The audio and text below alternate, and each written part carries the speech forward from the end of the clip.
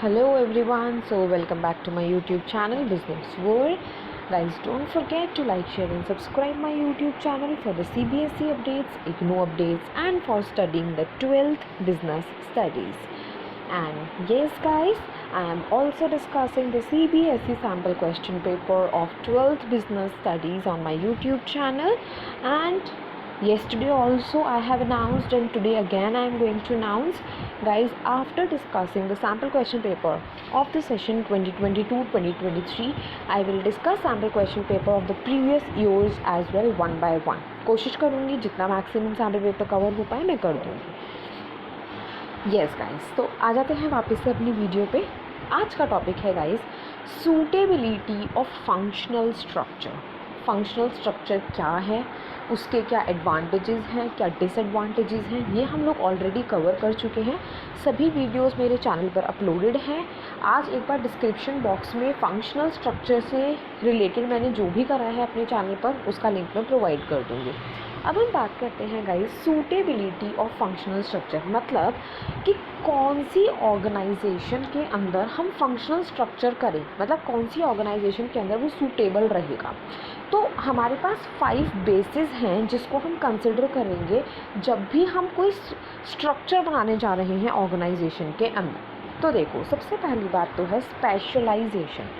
Guys, organisation के अंदर जब आपको हर फंक्शन में ही स्पेशलाइजेशन चाहिए तब आपको फंक्शनल स्ट्रक्चर मेंटेन करना है, क्योंकि फंक्शनल स्ट्रक्चर स्पेशलाइजेशन को प्रमोट करता है। रीज़न, आपने एक तो प्रोडक्शन डिपार्टमेंट बनाया, एक सेल्स डिपार्टमेंट, एक परचेज डिपार्टमेंट, तो ऑब्वियस सी बात है जब एक एम्प्लॉय एक पर्टिकुलर डिपार्टमेंट के अंदर लॉन्गर पीरियड ऑफ टाइम तक काम करेगा तो वो स्पेशलाइज तो हो ही जाएगा। सो गाइस, अगर स्पेशलाइजेशन चाहिए आपको हर एक फंक्शन में तो आप फंक्शनल स्ट्रक्चर मेंटेन करोगे, तब फंक्शनल स्ट्रक्चर सूटेबल है।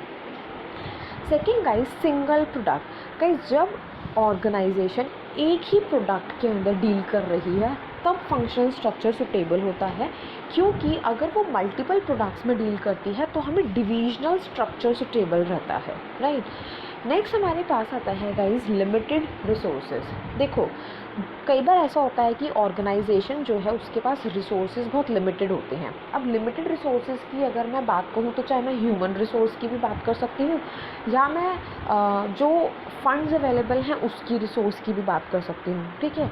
तो गाइज, अगर आपके पास लिमिटेड रिसोर्सेज हैं तो ऐसी सिचुएशन में फंक्शनल स्ट्रक्चर बेनिफिशियल होता है, क्योंकि फंक्शनल स्ट्रक्चर वो स्ट्रक्चर है जिसको बहुत कम रिसोर्सेज की ज़रूरत होती है, या हम ये कह सकते हैं कि अगर हम और किसी स्ट्रक्चर से इसको कंपेयर करें तो ये कम रिसोर्सेज को यूज़ करता है।